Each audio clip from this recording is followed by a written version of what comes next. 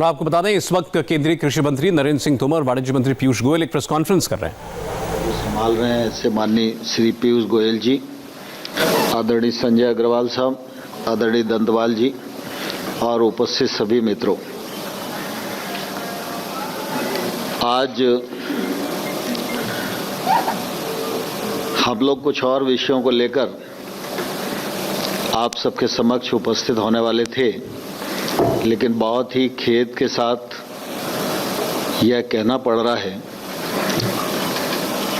कि पश्चिम बंगाल में आज भारतीय जनता पार्टी के राष्ट्रीय अध्यक्ष और राज्यसभा के सांसद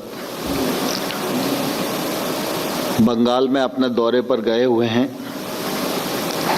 पार्टी के अनेक कार्यक्रम उनके बने हुए थे। कार्यक्रम पहले से घोषित और प्रायोजित था। पश्चिम बंगाल की सरकार के भी ध्यान में वह कार्यक्रम था। कल भी यह समाचार आया था कि जिस प्रकार की सुरक्षा आदरणीय नड्डा जी को अपेक्षित थी, वह सुरक्षा नहीं मिली और आज उनके काफिले पर पथराव किया गया है। वहाँ पर हमारे महामंत्री कैलाश विजयवर्गीय जी जो उनके साथ चल रहे थे, उनकी गाड़ी पर भी पथराव किया गया है। काफ़ी समय से ध्यान में आ रहा है कि पश्चिम बंगाल में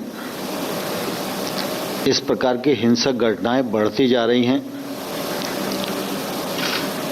सामान्य तौर पर मत भिन्नता तो लोकतंत्र में स्वाभाविक होती है, लेकिन इस प्रकार की घटनाएं आमतौर पर देश में देखने को नहीं मिलती थी। लेकिन यह घटना लगातार बढ़ रही है और यहाँ तक बढ़ गई है कि भारतीय जनता पार्टी के राष्ट्रीय अध्यक्ष, जिनको सुरक्षा भी है और उनके काफिले पर भी पथराव हो और उस पर अनदेखी सरकार की ओर से रहे, यह घोर निंदनीय है। और मैं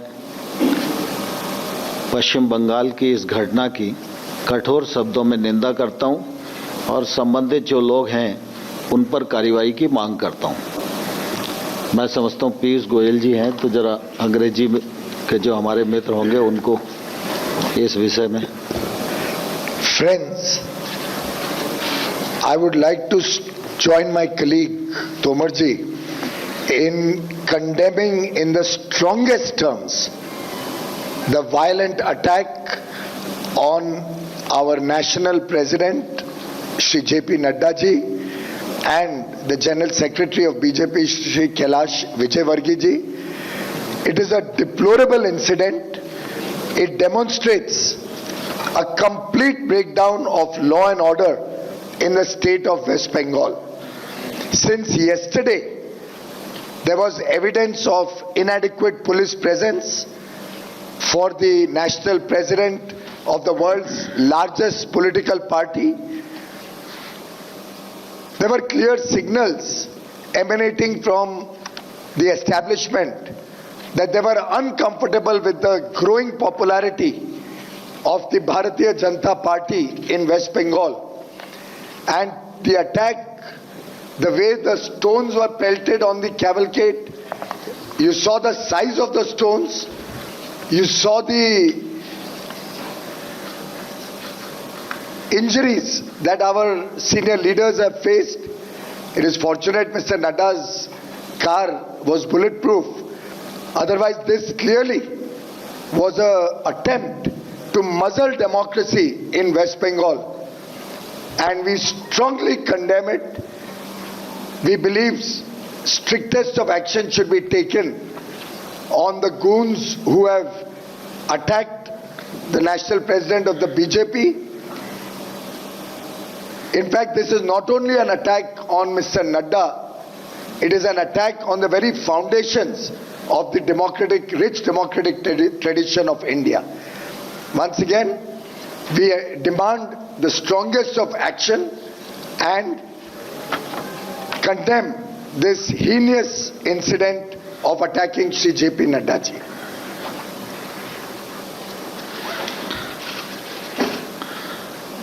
मित्रों, आप सबके ध्यान में है,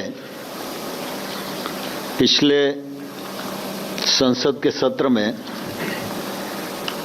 भारत सरकार 3 कानून लेकर आई थी। एक कृषक उपज व्यापार और वाणिज्य अधिनियम और दूसरा कृषक सशक्तिकरण और संरक्षण कीमत आश्वासन